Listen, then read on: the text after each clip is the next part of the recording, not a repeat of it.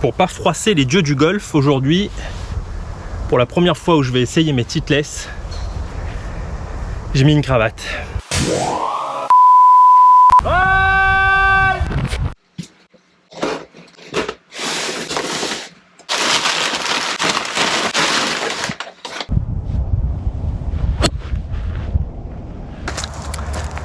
Salut à tous, c'est la fin de la saison, quasiment. Alors aujourd'hui on se rend pas bien compte, mais il est grand temps d'aller reprendre des cours, d'aller refaire un peu de muscu, d'aller refaire un peu de sport, aller un peu à côté, et de faire un bilan.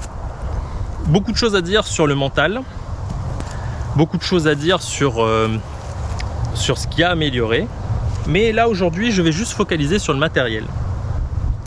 Et vous annoncer que j'arrête le One Length pour l'année prochaine. Alors pourquoi j'arrête ? Très loin de moi l'idée de dire que c'est nul. Au contraire, je suis complètement convaincu par ça. J'adore le concept. Les petits clubs vont plus haut, donc s'arrêtent plus vite.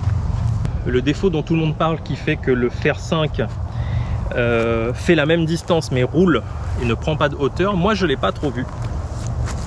Mais je l'arrête simplement parce que je suis un peu bête.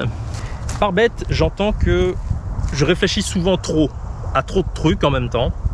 Sur les 3 derniers cours que j'ai pris avec des professeurs différents, à des endroits différents, les 3 m'ont dit qu'il fallait que je travaille mon tempo et que j'étais notamment trop violent sur ma reprise d'appui, ce qui provoquait souvent l'épaule qui part parce que vouloir mettre trop de trucs, on ne reste pas en rythme. Et mon cerveau n'arrive pas à accepter de garder le même tempo sur un fer 5 que sur un fer 7 quand ils sont de la même longueur. J'entends par là, si on joue avec le même tempo, un fer 7 et un fer 5 de longueur variable, le fer étant plus long, on arrive à un chouïa plus vite sur la balle et ça compense le loft plus fermé. Donc effectivement la balle va partir plus basse, mais le club arrivant plus vite, on va quand même faire plus de distance. Au moment où je prends mon fer 5 One Length, mon cerveau n'arrive pas à se dire, comme les matériaux de la face sont un peu différents, peut-être que tu vas gagner un peu de... Mais si tu mets pas plus d'énergie, ton fer 5 il ira pas plus loin. Et c'est le gros défaut que j'ai aujourd'hui. Je n'arrive pas à faire en sorte de taper un fer 5 sans mettre un coup, sans m'énerver, sans mettre un rythme et sans changer de tempo. Je ne tire pas un trait sur le concept du One Length.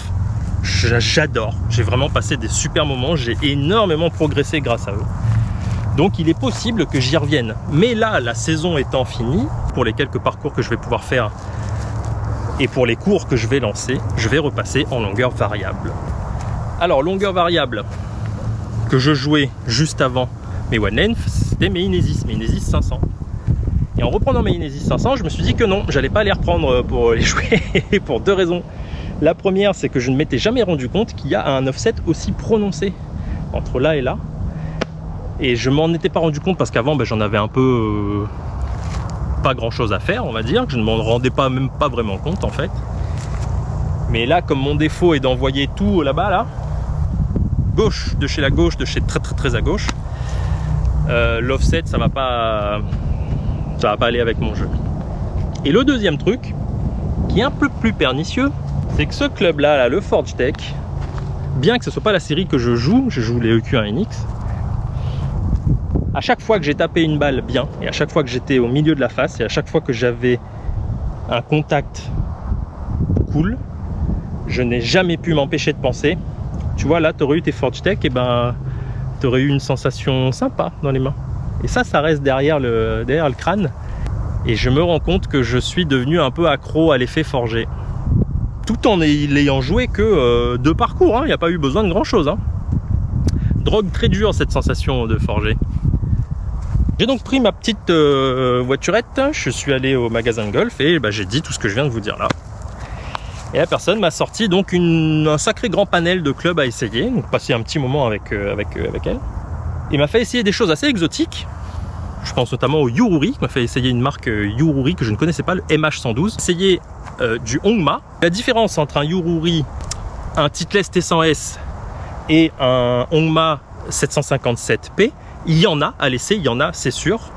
Mais la différence de tarif entre les Titleist et le reste fait que économiquement parlant, je ne pouvais pas prendre autre chose que des Titleist. Et donc c'est pour ça que je vous présente, où est-ce qu'elle est, ma nouvelle série en longueur variable, des Titleist T100S.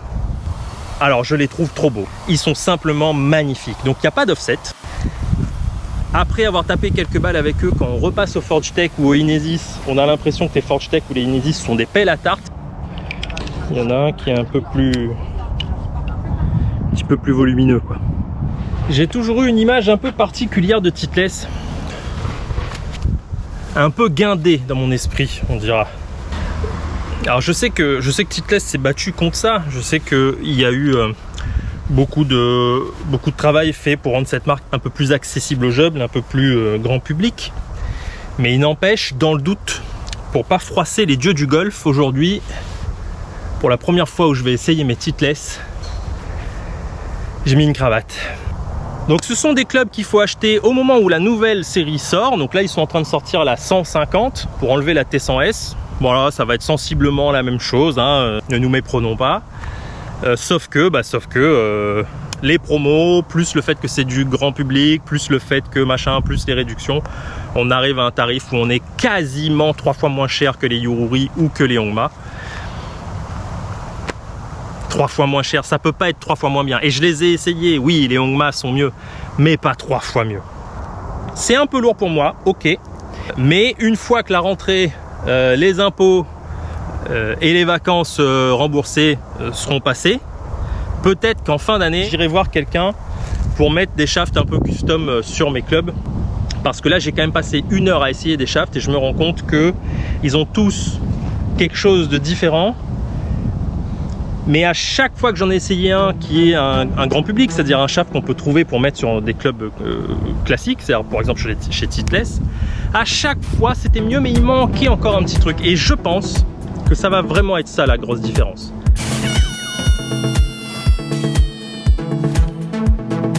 Alors longueur. Non, hein. Alors après, je suis le premier à me battre contre les clichés sur le golf, sport de notaire, machin. Déjà, sport. Allez voir ma vidéo sur le fait que, voilà. Hein.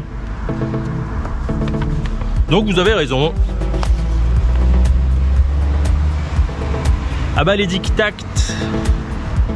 Ah bah les préjugés. Pas de cravate.